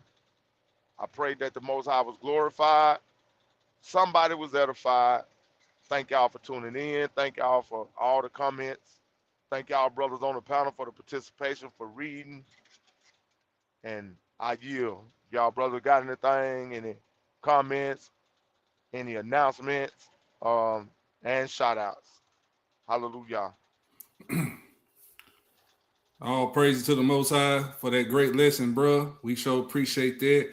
Very edifying. Another, I call these these gut checking lessons. You know what I'm saying? It calls you to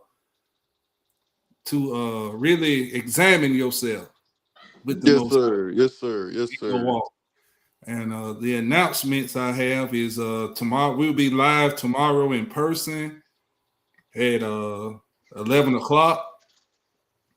Um, and yeah, we'll be live tomorrow at 11 o'clock. That's one of the announcements. And I yield right there, bros. I just want to say, man, all praise to the Most High for the Most High allowing us to be assembled uh, together once again as brethren and as a family. And also, I just want to thank and give honor and praises for him to allowing us to see another Passover, man, because uh, somebody didn't get to make it to Passover. You know what I'm saying? And we know that the rate that the world is going, people are leaving here every day. So let's just continue to be on one accord, man, and allow the Most High to move. And let's just be still and get out of His way and let His will be done, man. But great lesson, brother Steph. All praises, man. All Yes, praise to the sir. Most Yes, High. sir. All praises, man. Beautiful lesson tonight, man. Like Brother Mikael said, this is definitely one of those reflecting lessons. It makes you, have to observe yourself and the things around you. This is definitely one of them lessons where it opens your mind up to see who you truthfully are as a person when you sit back and you actually think about everything that you've been through. But I enjoyed it tonight, man. I enjoy the work that we put in together, brothers, and great lesson tonight, bro. All praises. All praise to the Most High. Shout out.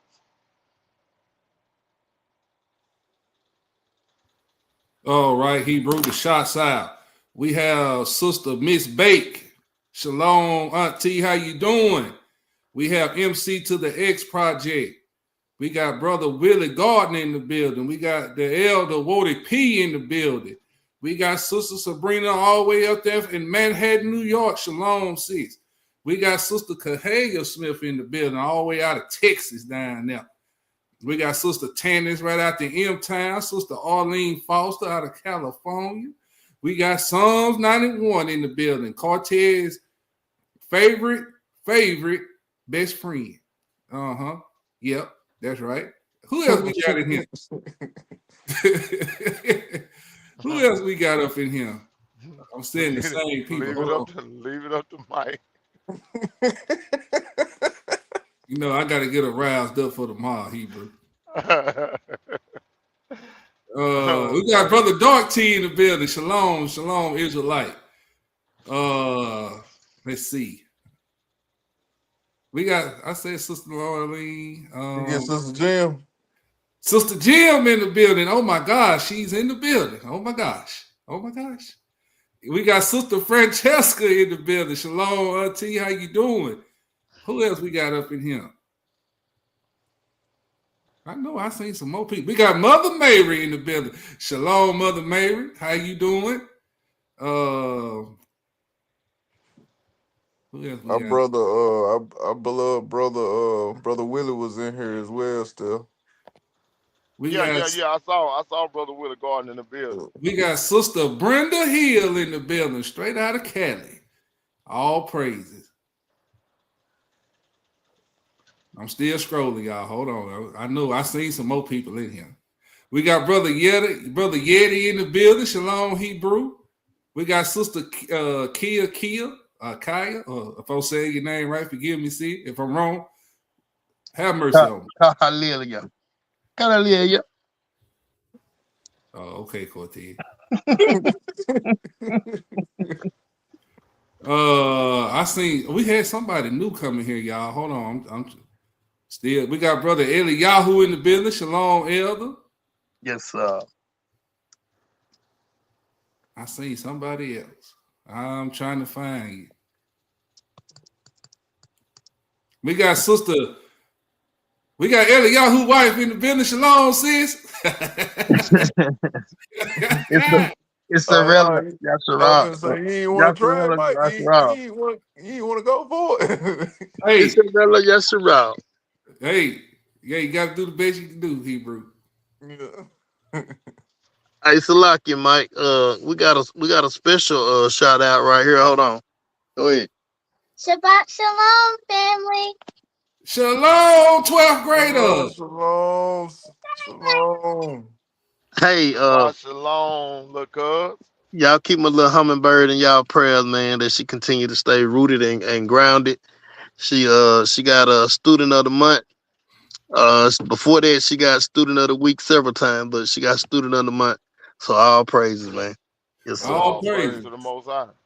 We got Paula James in the building. Shalom. Shalom, shalom. We're glad to have you here. I hope you come back again. All praises to the Most High. And that's all I see, family. That's all I see. If we forgot anybody, forgive me. That's this thing. Unless you see something. Jim said shalom, baby. Sister Jim said shalom. Shalom. All right. Tomorrow lesson would be Jeremiah 16, 1 through 15. The greater deliverance. Hashtag the Passover. All praise. I'm done, y'all. Another thing, family. We got the Cash App on the screen. Any donations are very helpful. We are meeting twice a month. Um, this is our second month going into this. We have really enjoyed the fellowship in person with the brothers and sisters. There are finances required to keep that going. So if you're led in the spirit to donate something to the Order Melchizedek Tupelo, Mississippi class, we greatly appreciate it, and it's used for the kingdom of the Most High God. The brothers on the panel, we don't even have access to that. We have a sister Bashan. The sister is over the finances. She helps us out cooking the food, and her and her children, they do an amazing job. All praise to the Most High. That sister take her time out to go get the food and cook the food and to bring it to the Shabbat classes. So that's what that money is used for. So any donations is greatly appreciated. We thank y'all. Don't forget to hit the like button. Don't forget to subscribe if you're not subscribed, and don't forget to share. Hey, KG. Yes, sir. Lock the doors. Lock the doors. Deacon Finesse is in the building. Hey, that Cash App is on the bottom of the screen. $OOMMS. Yeah. Now all we asking is a substantial contribution, and it will get you into the VIP section of the Shabbat lesson tomorrow. Yes, sir. Yes, sir. We're asking for all members to drop $2,000 on their way out the door. 2,000. If you want to leave a love offering, make that separate. Send the 2,000, but right there when you get ready to send the 500 love offering, put for a love offering. Thank you. And don't forget to bless your favorite deacon, Deacon Finesse. Yeah, And Deacon Stuff Your Pocket's gonna do the countdown for y'all. Oh no, that's why we got Sister Fashawn. I'm sorry, Deacon Stuffy Pocket. You would not be stuffing your pockets.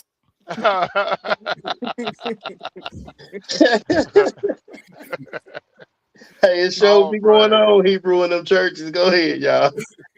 All praise to the KG, Most High. open the doors. Doors of the church is open. Doors. The doors of the church are open. We will have an A and B selection as our members vacate to their bedrooms. And with that being said, This has been another exciting episode of Put Your Weight on It Fridays. Sipping mud. Quiet. Truth don't die. It testify. We moving with order. Delta dirt, hang out root. Truth in the soil, fire in the truth. Tupelo night, spirit don't sleep. We're still calling the law. She took our name, buried our sound. Truth stayed alive underground. We were scattered, now we aligned. Kingdom rise, awaken the mind. Stand up, this that order now. Woo. Stand up, we in order now. Woo. Truth too loud, can't ignore it now. Woo. Chosen rise, we restored it now. Yeah. Back to basic Tuesday. Oh yeah. Word go deep, no delay. Oh yeah. Wednesday prayer, tapping line. Woo. Seek the most, high on time. Woo. Get your way to Friday grind. Woo. Discipline, align your mind. Woo. Don't just hear, come learn the way. Shabbat class.